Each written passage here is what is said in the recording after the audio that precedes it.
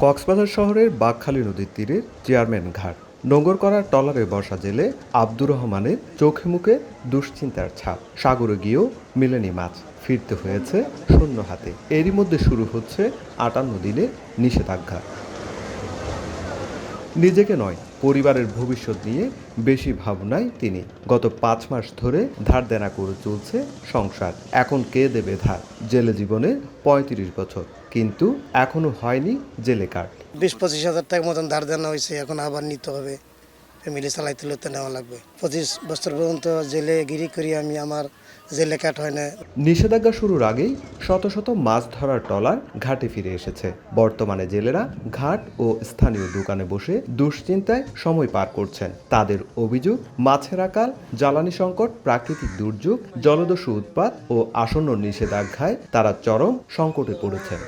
বন্ধতে আঙ্গ খুব কষ্ট হয়ে যায়, চলতে হিরতে, খাইতে লইতে, ফ্যামিলি নিয়ে চলতে। এখন তো মাছ ধরা সরকার বন্ধ করেছে, আমরা কোনো ফ্যামিলি কার্ডও পাই না যে আমরা ওই ফ্যামিলি কার্ডের হিসাবে চলবে।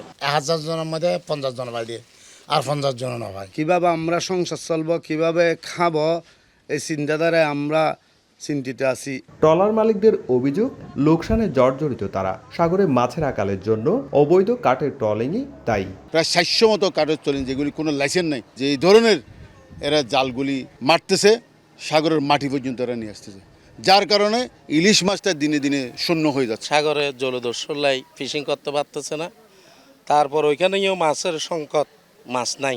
গভীর সমুদ্র আমাদের ট্রলার যাইতে পারতেছে না তেল সংকটের কারণে। যদিও যায়, আসতে পারবে কিনা এটা সন্দেহ। কক্সবাজারে এখনো নিবন্ধনের আওতায় আসেনি লাখের বেশি জেলে। আর নিষেধাজ্ঞার সময়টি পরিবর্তনের দাবি মালিক সমিতির। আমাদের দাবি ছিল এই বন্ধটা 1 জুন থেকে শুরু হওয়ার, কিন্তু আমরা অজ্ঞাত কারণে এই বন্ধটা কেন উল্টো আগের নিয়মের চেয়ে আরও 1 মাস আগে নিয়ে আসলো বা 1 মাস 10 দিন আগে নিয়ে আসলো, সেটা আমাদের বোধগম্য নয়।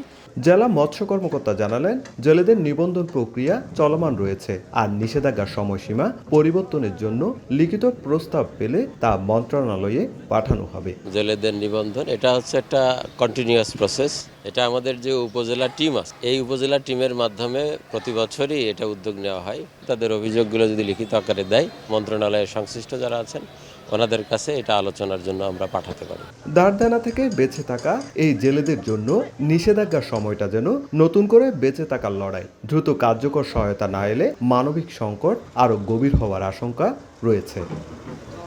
সুজাউদ্দিন রুবেল, সময় সংবাদ, কক্সবাজার।